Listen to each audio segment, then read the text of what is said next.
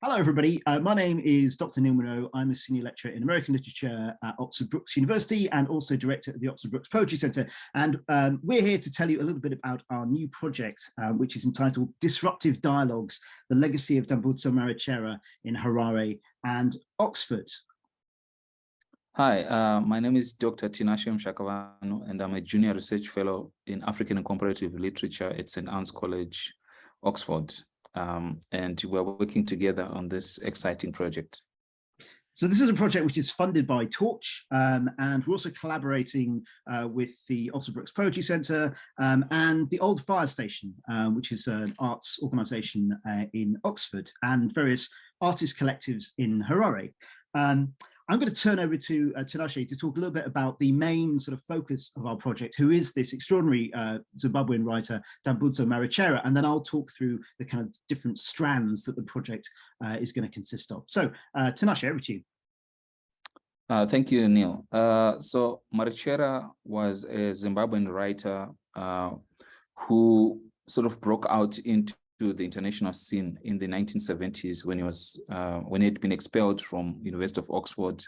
His first book, The House of Hunger, won the Guardian Fiction Prize, and thereafter his reputation grew.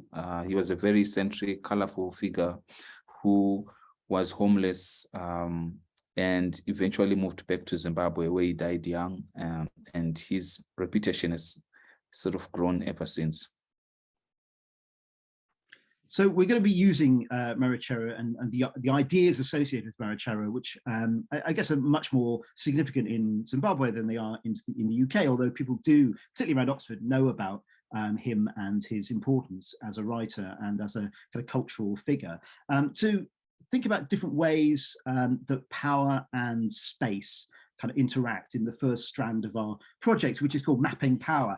We're going to be thinking about how Marechera himself can negotiate his space. He was a great walker. He walked a huge amount around the cities and both London and Oxford and Harare, and lived many times on the streets. And Tinashe has written really interestingly about this. So we're going to be thinking about who's entitled to live in a city and the relationship between space and power by inviting writers and artists and really anybody interested in these ideas to respond to a map that we're going to create, an interactive map of both of Oxford and of Harare, particular places that were significant for Marechera, and ask people to respond to his influence, his ideas, the kind of work that he produced, his poetry, his novels, short stories, some of his drama perhaps as well. So we're going to pin some of these ideas to the map and ask people to respond to those and create this kind of crowdsourced understanding of Marechera and his influence. But we're also going to involve a rather disruptive, in the sense of the disruptive dialogues, a disruptive influence, and that is Cecil Rhodes, who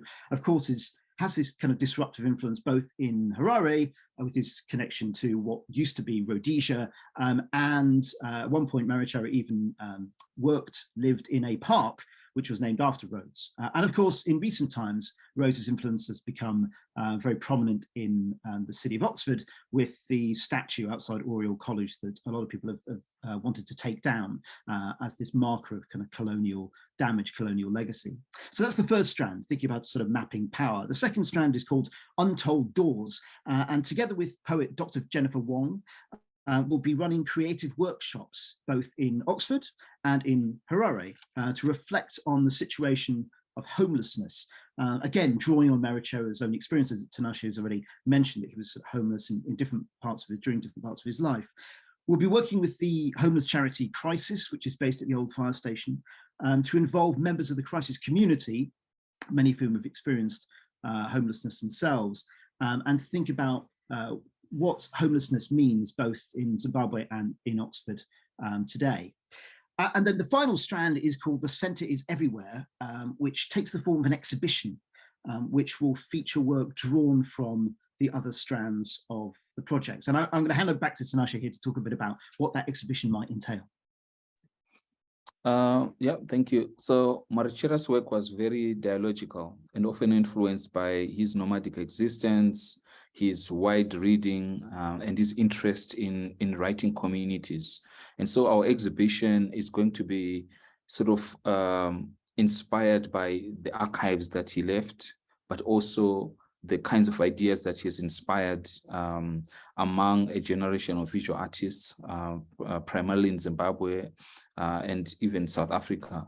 So we are going to invite these young artists to read Marechera using their tools, using their art, and that is going to form part of the exhibition. The exhibition is going to be multimodal, so it will include audio, video, text, and visual art, and that will take place in sometime in 2023.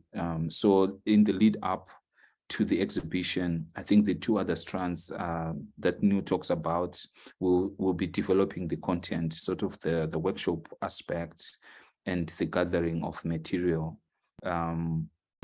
Yeah, so Marechera is an important voice in 20th century literature, and I think that's also why it is significant to cite this exhibition in Oxford, a place that informed his writerly self before he sort of moved outward to London, Cardiff, and eventually Harare.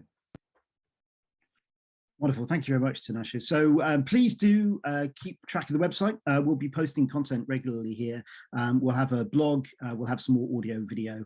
And of course, as the project moves along, we invite you to take part, particularly in the first section, the mapping power section, where we'll invite anybody who's interested to respond to those kind of prompts that we're going to put up onto our map. So thanks very much indeed. And we look forward to interacting with you in the future.